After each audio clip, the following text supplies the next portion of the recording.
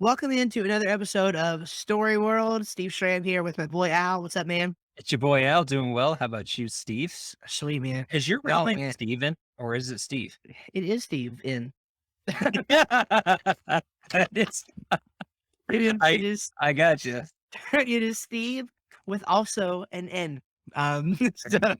So no PH is allowed, okay? No Yeah. PH is allowed. So Who do Steven. Yeah. Excellent. You can call me Steve or Shraminator or Shramin Ham or just whatever you want to. Um, Perfect. Yeah, yeah. We were just talking about so for those who don't know, me and Alex are obsessed with meat.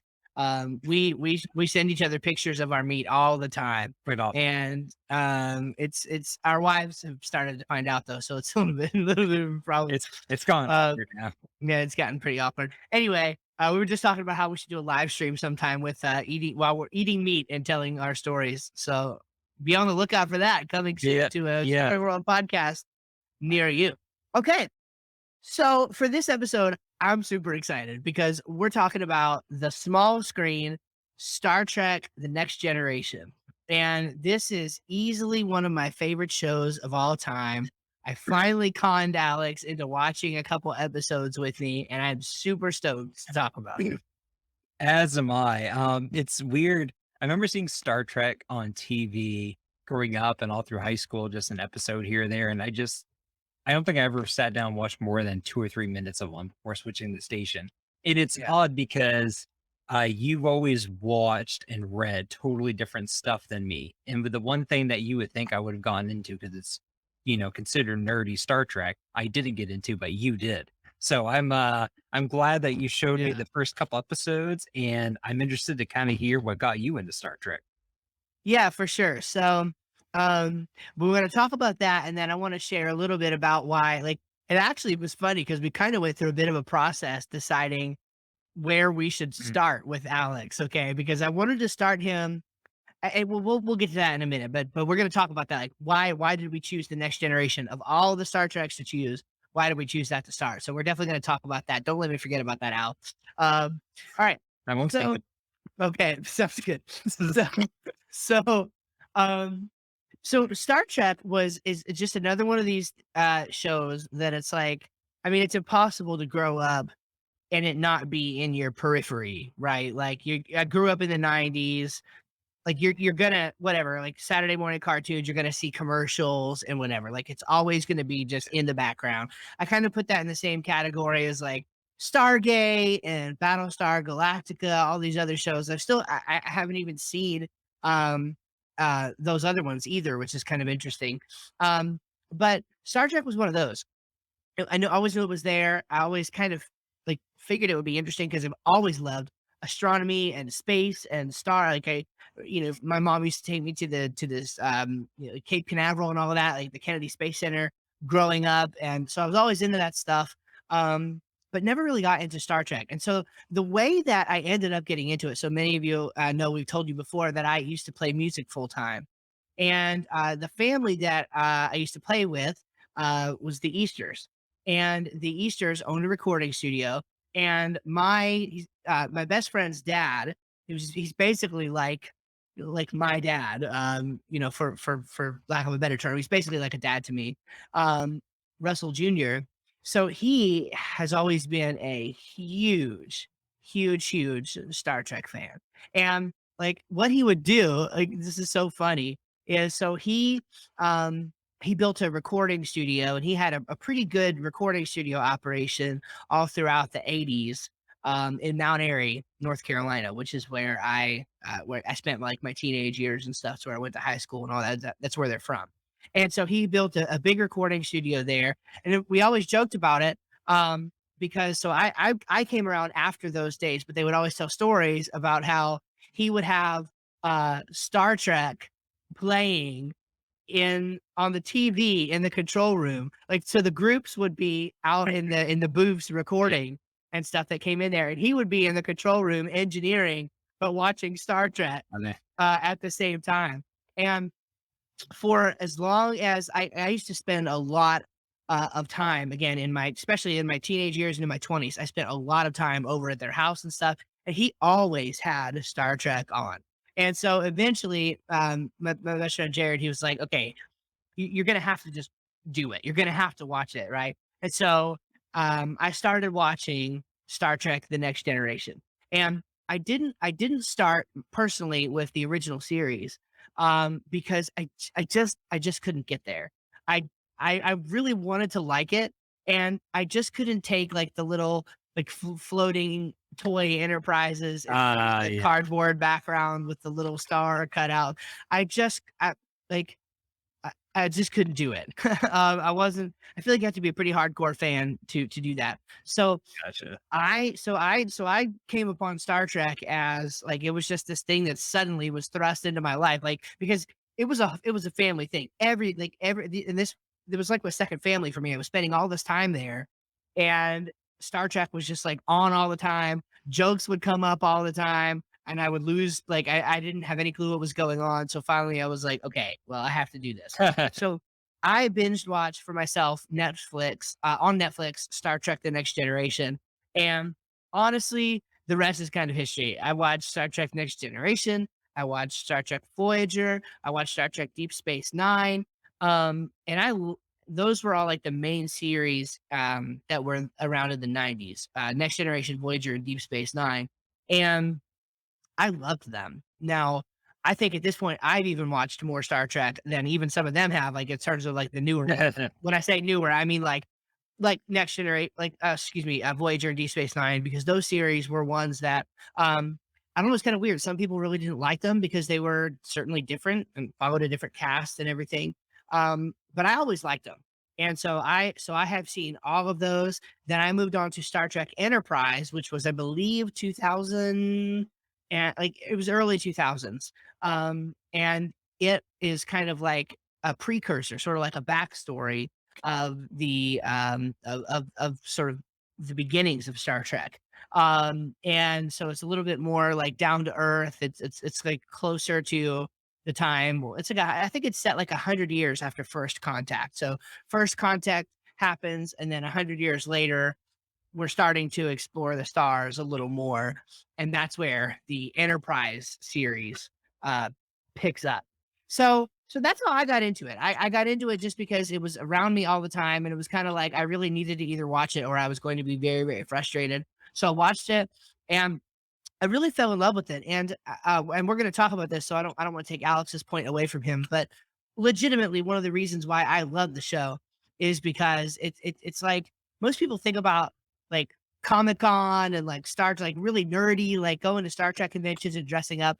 I would never do that. Like that's just not the kind of person I am, and it's not why I like it. I just think it's legitimately a really great show, and frankly, a really, really great series. So there's lots of new ones on now. There's some great movies out. There's a lot of great new series out on Paramount Plus, and I just love it. I'm hook, line, and sinker into some Star Trek. So I'm excited to get Alex on board with me here too.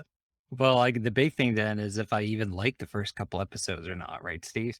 That is a question. Yes, that we must figure out. So So, kind of following off to where Steve left off, the main point that I had, I think it was the first comment that I made to Steve about it. I think I paused the first or second episode to mention this is that when I was watching the episodes, I didn't get I've always been a Lord of the Rings fan, so I don't know if I can say this quite accurately, because I grew up with Lord of the Rings, but, like, when I watch Lord of the Rings, even though I am nerdy about it, I don't feel like a nerd. Like, the movies itself are just pretty unanimously recognized as just great movies, whether you're a nerd about it and dress up as Gandalf or not.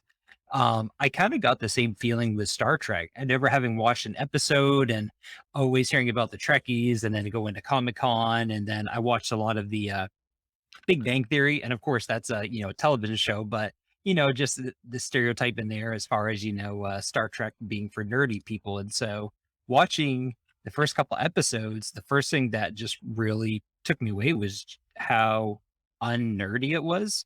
It really struck me at how great, like how real the story was. The one thing I think I might be jumping around here a little bit, but especially in the first episode, when you first get introduced to Q, who of course I know nothing about, um, I was just I kind of had to adjust my mindset I wouldn't say that they were going into anything super deep philosophically, but just a lot of stuff happening like rapid fire back and forth about like America's history in like different setting periods that he was like imitating. And so I really had to adjust my mind quickly to a more serious tone to really kind of Uh, focus on the subject matter. And so yeah, just on that point alone, I was really thoroughly impressed with just how serious and real the story and the writing was. yeah, and it's always, one of the sort of core driving factors of Star Trek. Um, it's kind of interesting actually because it's sort of set as an opposite tone to conservative values. Now, not in a necessarily um a bad way. I guess it depends on what you mean by that. But so it definitely Star Trek in general is based on more progressive, you know, liberal values, which seems at odd with a lot of what, people like you and me might believe as a conservative. I think nevertheless, regardless of that, the way that it approaches many of these issues is, I think, a very sound way, and it's very philosophically deep. It makes you think. Like in the very first again episode, they're talking about like, yes, well, humans used to be so X X X X X, but now humans are Y, and the whole idea is like put us to the test and see if we've overcome this. And it's like, later on and all throughout the series, really, and all throughout the franchise, to be honest, you often are faced with things like that, where it's like things that are very present concerns for us now: war, Hmm. hunger, cash, frankly, medical, uh, the quality and affordability of medical care. These are things that in the Star Trek universe are non-issues. Okay, I mean, yeah, there's war, but not like, you know, h- from human to human, right? Like humans are good. Right now, there's war out there in the cosmos, but humans are good. Now we're good with each other. We just want to go explore or whatever. We have all of our basic needs met by default. There are machines that can take care of um our needs, like our medical needs and everything, that like what today might require a super expensive surgery that maybe we don't even have the access to technology wise or whatever. It's literally basically like waving a magic wand in the Star Trek universe and it gets taken care of, or Yeah. it's like you take a pill. Like I remember one particular thing where um somebody had I forget what series this was in, it might have been the Next Generation, and somebody had like a headache or something like that. And it was, like, blowing everybody's mind, like, because whatever anomaly or whatever was happening was causing the headache, nobody knew what to do with it because legitimately, like, headaches had been eradicated as a problem, like, hundreds of years Mm. before, and so you have little things like that, and so why did I bring all that up? Well, I guess what I'm just trying to get at is, like, you were surprised by the serious tone, and I actually kinda just, I think, took it for granted, which was really great about watching it with you, is you were discovering this, and I was sort of rediscovering it because it's like, yeah, it's not just nerdy for nerd's sake, even though that's probably what a lot of people's perception of Star Trek is. It's actually more, you know, it, getting at what it means to be human. And if you ever study documentaries, like there's lots of documentaries about, Gene Roddenberry, the creator of Star Trek and all that. Yeah, I mean, you're definitely going to see that. I mean, you're definitely going to see a profound, whether we agree on all points or even most points, like a lot of things we would disagree with. Um, but nevertheless, there's a profound uh, regard for humanity, and I think that's something very, very awesome that totally penetrates Star Trek. Yeah, it's like what you said about the headache thing. It just that simple thing alone. I love stuff like that because it tells you a story of what's happened in the past with human civilization, and it tells you a whole lot, just a something simple like that, of kind of the present mind state of people and how they might react to a cold, or even if they do catch a cold. Like, I can't think of an example specifically, but I know that there were times when we were watching the first Lord of the Rings movies together, and they are different from the books in certain instances. But I would pause it and say, "Hey, just so you know, because they're talking about the reason why he's mad at this is because this happened way back when, and it just paints a better picture for you to understand like how things make better sense. And it in one of the things that really helped me, I think, really enjoy it well, kind of go back to the serious tone of it, but more specifically was the writing of it. Not just well, obviously the dialogue between the characters, but how the story got started, where I think it was a perfect, just a perfect setup where you have Q, the villain, come in and sets up its own like episodic scenario that the protagonists have to overcome, while at the same time really providing a excellent background for the world that you're being invited into. I forget specifically, but I pretty much could figure like it was, I forget if it was 300 or 400 years, like in the future from like where we are now, give or take. That's right. And then you kind of understanding of where humans kind of went over the last few hundred years, where they are now. And it told it all in a way where it didn't feel like it was a bombshell and trying to overload you with all this information. It was very natural. So yeah, again, I don't know if you just mentioned the guy's name. I think you did, but I forget. But whoever wrote the script and just the story structure of it did an excellent job, in my opinion. With it. Yeah. Yeah. No, I agree. And it's, the original is weird. Like the story of how like the original Star Trek, it struggled in the beginning, then it sort of picked up some momentum, and then it died off. Hmm. It was like I think it was a little bit too far ahead of its time. And then if I'm remembering correctly, it was like in the next decade, like after they had stopped production, um, I think it was in like the next decade, they would air like reruns and stuff, Hmm. and then it started to, like, really gain some momentum, and, like, even though new episodes weren't being produced, it got, like, this huge cult following, and that's why late '80s, like, they were under so much pressure to create something new, Gotcha. and so that's why The Next Generation came out, and just interestingly enough, that same exact sort of thing happened. The '90s was huge for Star Trek, um, just giant. Then a few years, I think it was a few years after Deep Space Nine came out, that's when Enterprise came out. And so the momentum kind of kept going. And then after Enterprise, it kind of died off. And there was no new Star Trek again. Um, I think until the 2009 Hmm. movie. So I Uh, think Star Trek Enterprise, let's see. I guess I could just look it up. We have the interwebs right here, right? So that's true. I don't see why not. Um, Star Trek Enterprise ran, yeah, from 2001 to 2005. Hmm. And so there was basically 4 years of silence, after Star Trek Enterprise ended until the 2009 Star Trek movie came out. And then from there, again, unless I am wrong, the next thing after that, after those series of Star Trek movies, um, to come about was the Star Trek Discovery series. And that I'm trying to figure out when that actually started here. But it was, yeah, so CBS, yeah.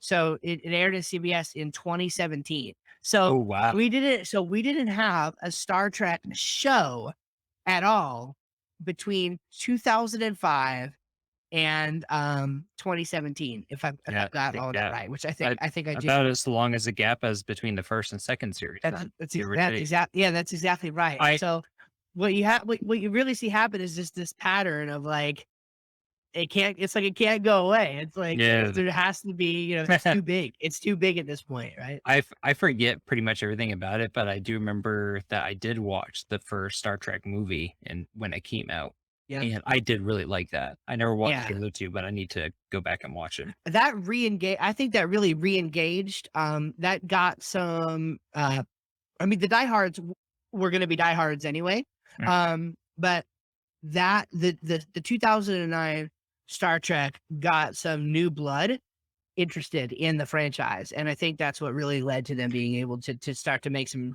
serious headway with new, shows coming out because as far I mean, I haven't looked up numbers or anything. I mean, I'm not that geeky. But I'm pretty sure the new Star Treks are all performing very, very well, even despite the fact that you have a lot of the, the purists or whatever who don't even like some of the new Yeah, series. right. But they're still seeing some good numbers. And so I think they definitely done a good job at I guess, not to be too sappy or whatever, but I guess capturing the hearts of sort of a new generation of people who love Star Trek. I wonder if that gap between the first movie and when it came out, so 8 years or so, if that was it probably was a good thing. Think about if the first movie came out, and I think it was a pretty good success, if I remember right. Maybe Mhm, not yeah, amazingly, but people liked it.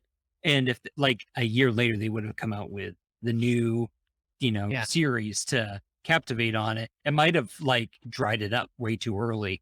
sure. So it might have been worked out for their benefit. And there was 2 other movies, right? So there was Star Trek there's actually It's a 3 Star trilogy, right? Yeah, there is, mhm. There's 3 Star Trek movies in the new thing, but they're all pretty disconnected. They're on a different timeline and everything. Mm, So they're actually disconnected, um, from the series. yeah. But Um, p potentially, if you look online, there's some stuff, but, yeah. kinda talking about the timelines together and all that. But yeah, as far as a show though, as far as like Yeah. a regular Star Trek show, yeah, there was a 12 Yeah. year dead space there. So um and maybe before moving into kind of your next point here, that's another thing is that we could talk about is like why we started where we did. So I was wrestling because like for me, so full disclosure here, as nerdy of a Star Trek guy, as I am, I actually still have not gone back and watched the entire original series. I feel like I probably should at this point. But I'm just not there. Okay. The technology, it's too old. Okay. I grew up, Yeah. I'm not a digital native, but I'm pretty darn close. It's And so yeah, I have to be pretty invested, I think, to go back. But from what I understand, a lot of the storytelling and stuff in there is great. So I didn't, obviously I didn't want to start there with you because I haven't even watched it yet. right. So I was really trying to go between, well, do we start with the next generation? Do we start with um, because the next generation is sort of like, you know, sort of kicks off the modern era of Star Trek, right? Do we start there? Um, do we start at Enterprise? Because with Enterprise, um, you get a lot of the modern. I mean, again, it was 2001 to 2005, so it's a little bit more modern in its production value, and also it's a prequel. It's set as sort of a prequel to like basically the entire rest of Star Trek. So you would get some context for things that like the originals, like Next Generation in 1989 or whatever, or 88, whenever it was released. That makes some assumptions about 400 years basically of technology and the human improvement and things like that. Whereas Enterprise doesn't make those assumptions. It's only 150 or so years in the future from like now. Mm, Um, okay. and so a lot of the like tech and things that develops over that 400-year time span, we're nowhere near that. And so with Enterprise, it's a little bit more believable, and it's a little bit like it gives you the backstory a little bit more. So I thought about that. And then I thought about, well, the new series kind of stand on their own too. Discovery, Strange New Worlds, and Picard. Now with Picard, while it does stand on its own, I don't think you would appreciate it nearly as much without having 7 seasons of Picard as captain Picard, yeah. in the Next Generation. So that one was Yeah. out. But I thought, well, we could start with Discovery because now with Discovery, you got an awesome storyline, huge production value. I mean, it's really, really well done. Yeah. So I think we could have started there. But ultimately, I thought that with Alex, man, if we could go back and watch the Next Generation, even if we could Yeah. deal with a little bit of outdated graphics and stuff like that, I think the storytelling and the sort of ambiance or whatever of the Next Generation is just so cool that it would be a great place to start. So that's why we decided to start there. And you can deal with some outdated technological stuff. It's kind of the same way. People probably get mad at me for saying this for like video games, but like I've gone back to try to play some really old classic video games, Yeah. and just in my opinion, they're just all borderline unplayable. Right.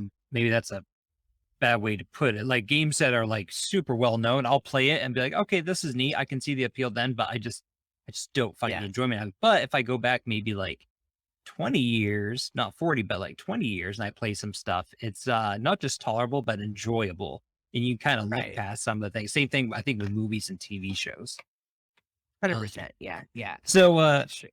going a little bit more in the technical storytelling, 'cause that's what I like. I like fictional stories. So this is kind of right down my path. I touched on it a little bit, but I really like how they introduce the characters. I'm not familiar with their names up to this point just because there's so many that were introduced, but Yeah. um just the way that they introduce the characters and also their relationships within the first episode or two. You're already Yes. get a feeling of like who gets along with who might have a love interest with someone or a past love interest with someone. And so just a lot, really that first episode packed in a ton of information, but it all felt very seamless and very easy to digest. Yeah.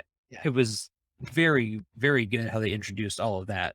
And then Yeah, you each don't ep- really feel like any of them are, like, incidental to the story, right? It's, it's yeah. they somehow did a fantastic job of introducing a wide swath Oh of yeah. characters and giving those characters depth and even a little bit of backstory. To me, it's masterful. I Oh think yeah. it's so good with that. I think I was asked you a couple times, like, wait, okay, so is, she like a different race or this or that? Cause I was really curious because I needed to get down like the dynamics of everything. Yeah. So yeah, absolutely. It's like, It was, I it was really answered fun. it, and then literally in the next Yeah. scene, I they think it was the answer. next sentence. It was like, right. Yeah, yeah, Yeah.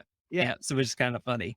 yeah. Um, and then obviously I'm excited for Q to show up again. Like Oh, I man. want to watch all these if for no other reason than just to Oh, find man. out what's going on with him or it. I don't know. But um but So with good. each episode though, the first episode and the second episode, each one was just it followed, and again, it's formulaic, but it works. It followed the typical intro to the problem, and then some bad stuff starts happening. You hit your climax. It doesn't seem like there's going to be a way to fix it, and then the problem gets resolved. It was a very standard in each episode, storytelling, and they just delivered it very well. And it's yeah, so just an excellent job there. Again, Yeah, it's very formulaic, but there's nothing wrong with that when you can make it work. I think, um, one of the things that Star Trek does really well, um, oh my gosh, what is it called? What is it called? Um, of the so in that standard story structure, I think one of the things that Star Trek does really, really well is especially in the more episodic series like The Next Generation, the new one, Strange New Worlds, things like that. Um, the the period of time right before a resolution comes out. I can't I can't I keep wanting to call it like the dark night of despair or the dark pit of Yeah. the soul, or I can't remember what it's called in like story nerd terms. Yeah. Um, you know what I'm talking about though, where it's like legitimately the knife has been twisted almost as far as it can go. It looks like Yeah. there's no hope of resolution, and then it gets pulled out. Um, I think it's Star Trek, I think they do this masterfully. I think it's the most it's one of the best things about it is they legitimately have me on edge. Like, there's literally no way. There's no physical way that they could get out of this problem or whatever, and then they get out of the problem. Well, just Beautiful. even in the first 2 episodes, so in my mind, I knew that they were gonna get out of it. You just know that. But Sure. it had a different feeling. Other movies where I like, for instance, and again, people could argue with me all day about it, that's fine. I'm probably wrong on this, I admit it. But like a lot of the Marvel movies, just even during the climatic parts or like the down parts where it seems like there's all hope is lost, it just never really got to me. But for some reason, like these first couple episodes, I was really scratching my head, like, okay, like for instance with Q's challenge, like, hey, you within 24 hours, you're going to be challenged with this. What are you going to do about it? And then the problems came up, and I really was wondering. I knew that they were going to get out of it, but I just had no idea how that was going to unfold, and it was just really cool. Yeah, and so just to kind of put a button on that.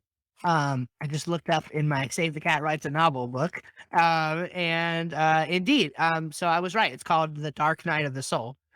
Okay. or at least that's what I was thinking of. And then, but arguably, it's either that or the all was lost. So, um, but basically, it's that moment, the darkest hour. I'm reading the darkest hour just before the dawn is the moment right before the hero figures out the solution to their big problem and learns the Mm. theme or life lesson, right? So whatever. I mean, it's kind of what we're talking about. So Yeah, anyway, absolutely. I'm somewhat right. So, yeah, cool. That's great. I think there was only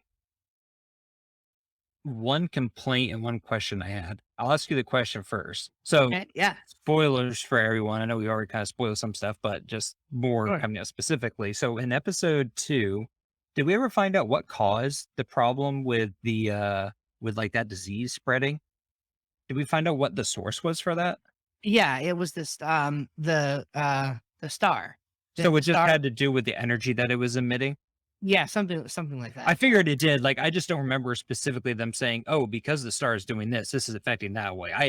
I think it, Yeah. unless I missed a line or something, I just kind of assumed, "Oh, because the star is going through this phase." Yeah. It's okay.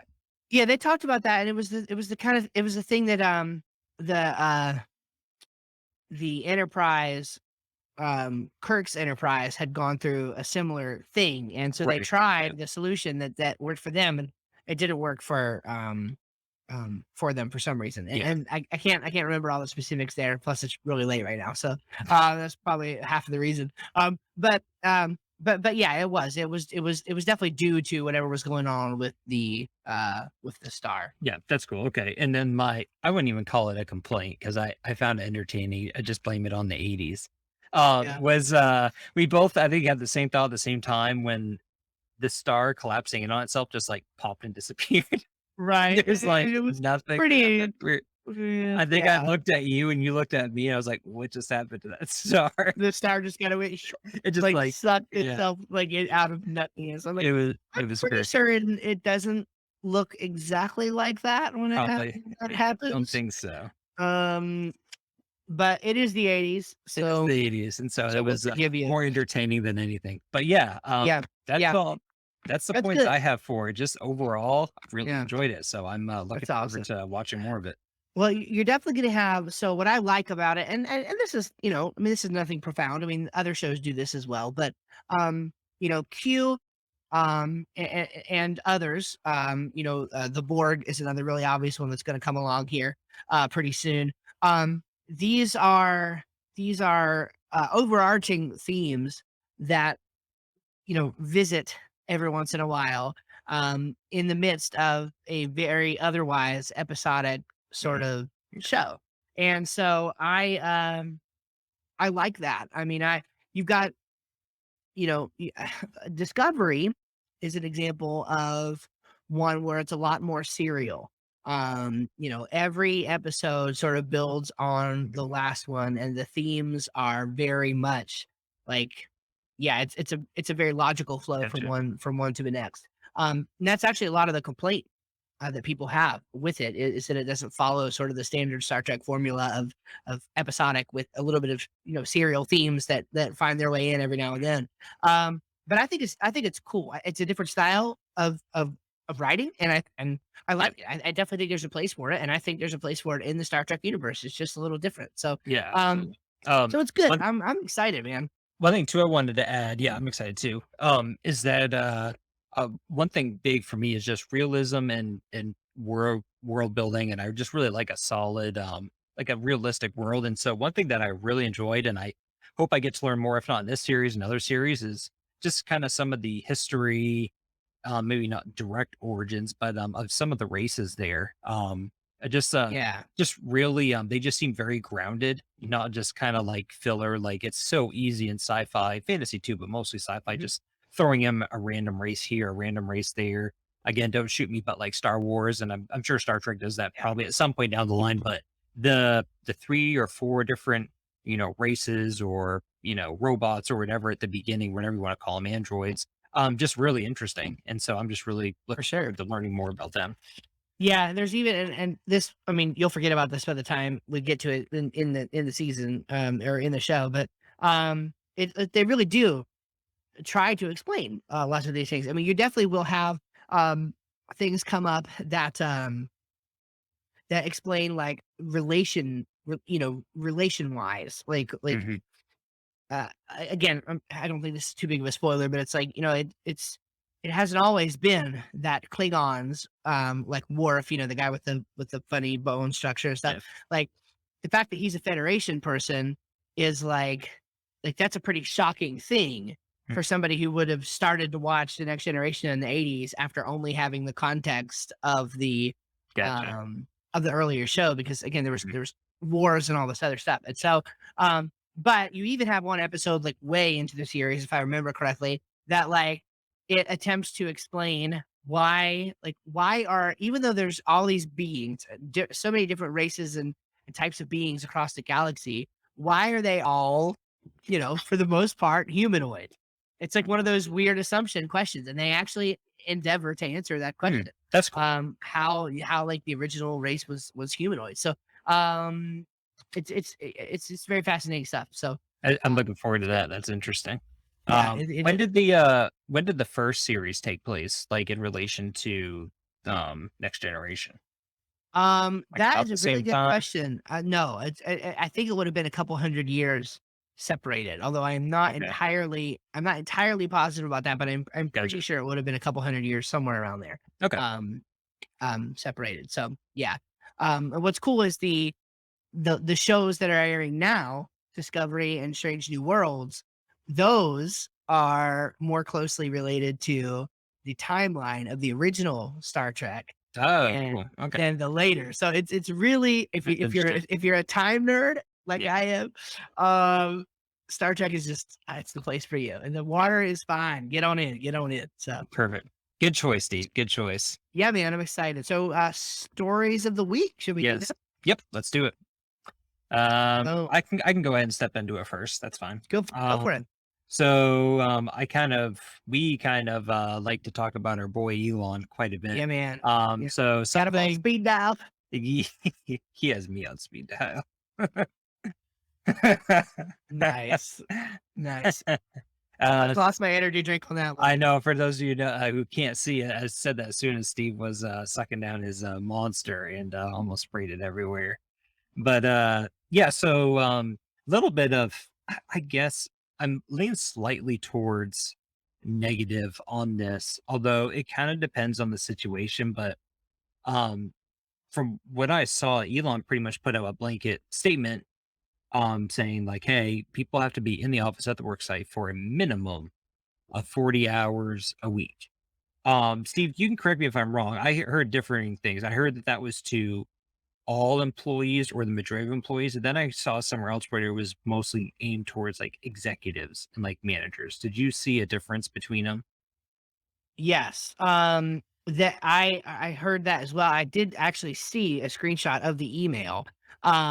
And I think I think it applied to I think it applied to all Tesla employees, but he was pointing out the executive demands at Hmm. the Yeah. demands on the executives as Yeah. an example.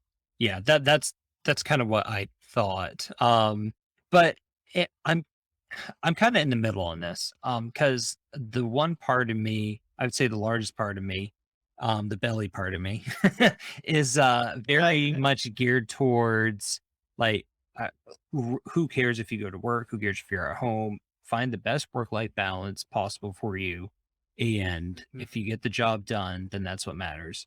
Then the other part of me um, kind of realizes that, especially working for a company, I would assume like Tesla, where you have someone like Elon who is so geared towards results and just and being in there and grinding it out, where it kind of creates a different cultural aspect for his environment that he wants to hold. Obviously, it's his company. He can do whatever he wants. I'm not saying he's right or wrong in that. But just as far as the 40-hour work week, um, I don't know. I kind of go both ways on it. On the one hand, I think, especially having to force people to go back to work right after everyone's used to working from home and most people are used to that lifestyle. And if things are getting done, it seems a little kind of drastic to me, but again, it's his Yeah. company, and so if that's where the numbers are kind of flowing, where he sees the most productivity, then all the Yeah. best for him. But out of all the millions of companies, at least thousands of large ones in the country, and then of all the millions of employees, obviously there's not going to be a one size fit all. I'm sure that there's millions of people out there where a 40-hour work week is perfect and probably what they should be doing. But then there's millions of others where that would not fit. So it's a very delicate situation and just it's a weird blanket policy to put in place. Let me just put it that way. It's just a little odd to me. Yeah. Um, for sure. I definitely agree with that. And it's just a different world. Um, but there's a lot of things. Okay. So for example, when I'm very much on the side of working for results, not working for a amount of time. The reason is Yeah. because it is literally like it is proven that there is waste when you pay for someone's time when you pay for the time of a full-time employee, there just is waste. There can't not be. People have to take bathroom breaks. People are going to talk. People are going to be humans when they're doing human things like being around other In humans the at same coffee. environment with each other. Yes, It's, yep. if there are coffees, crackers, and bathrooms, there will be waste. There will be loss, and so it's kind of an interesting thing. Like in my business, I don't have any full time employees. I work entirely with contractors, and I pay them on an hourly basis. But there's no waste other than like, if they're maybe it's taking them longer to do the work than it would might take somebody else because maybe somebody else is more skilled or something. Mm. Um, there's waste in that sense, which is a lot harder to detect, but I don't have coffee break waste. You know, Right. when my contractor goes on a coffee break, he shuts off the timer and I'm not paying for that time, Yeah. right? And so and I have others who I don't pay for their time directly. They're just on a retainer, and they get me the result that they're supposed to get me each week, and that's it. They get their money, I get my result, and I'm happy. In a sense, I don't care how much time it took, to get it done.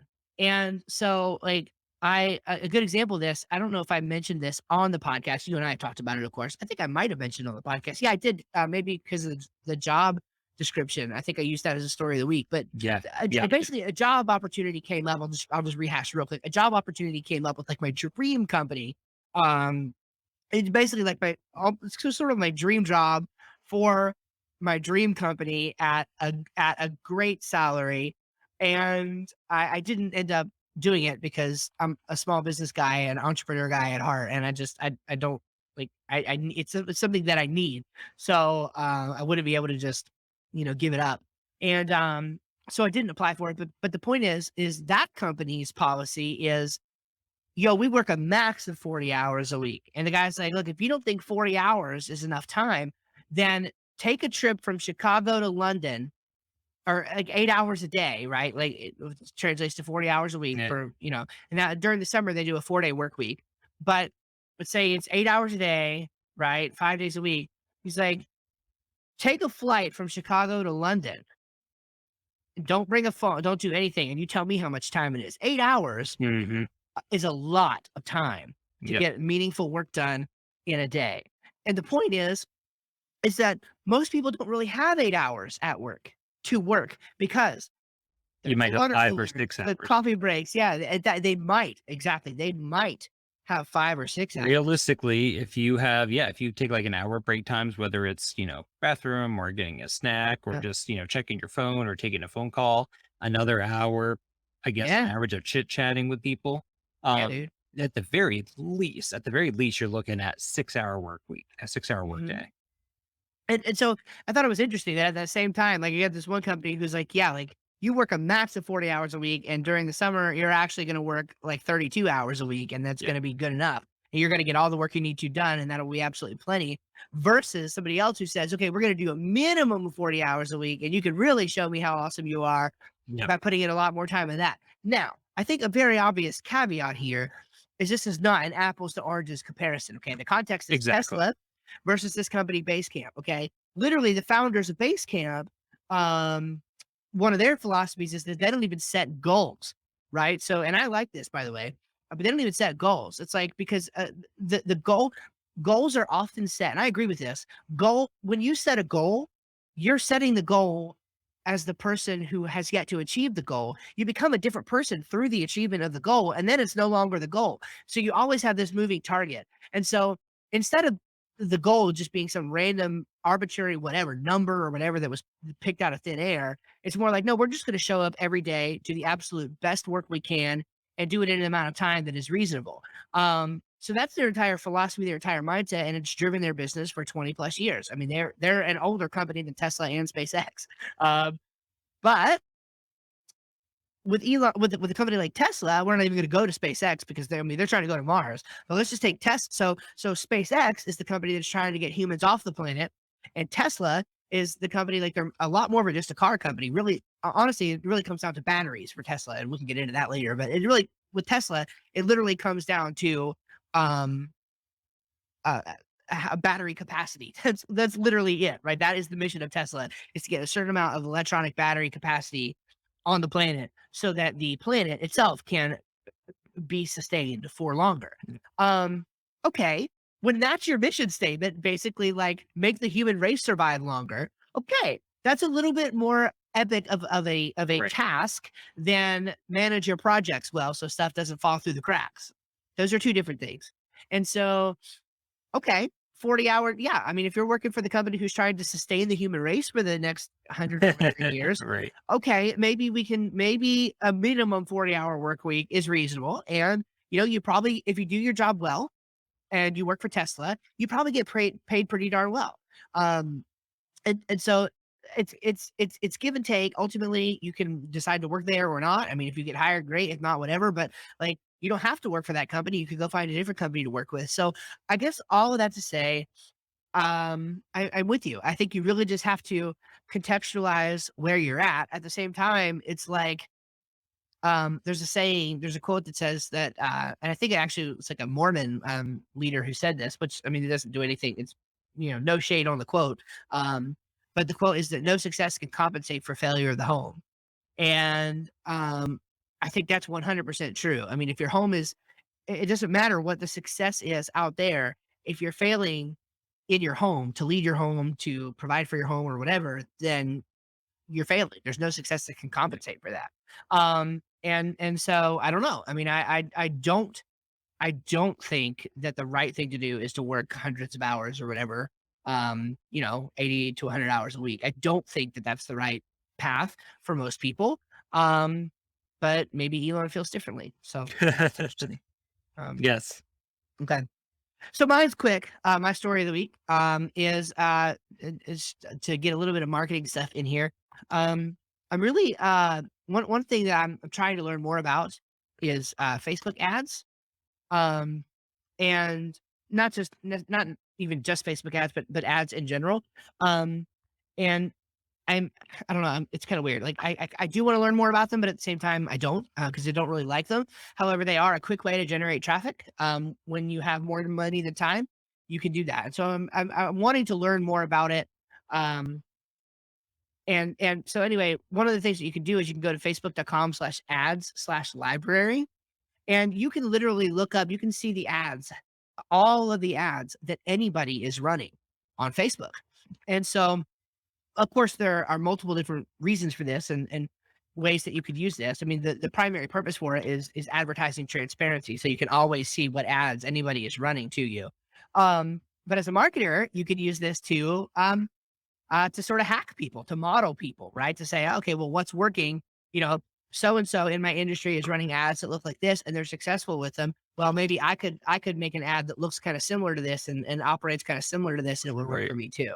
So you never want to steal, but it's always good to model what's already working from other people and not reinvent the wheel for yourself. And so this is a really neat tool in your business that you could use to just see what kind of ads other people in your industry are running, and That's to use cool. it to make something of your own. So that's what I'm doing with it. So yeah, Actually, yeah, I just copied the link and did a little search, and it's just pretty yeah, cool. You do a It's lot of pretty stuff on yeah, it. it's really cool that you don't have to, like, necessarily follow certain people or whatever to see what their ads are. You Just just go search it. legit, type in their name, search for them. It's a really neat and easy to use tool, and you can see what's up. So, That's awesome.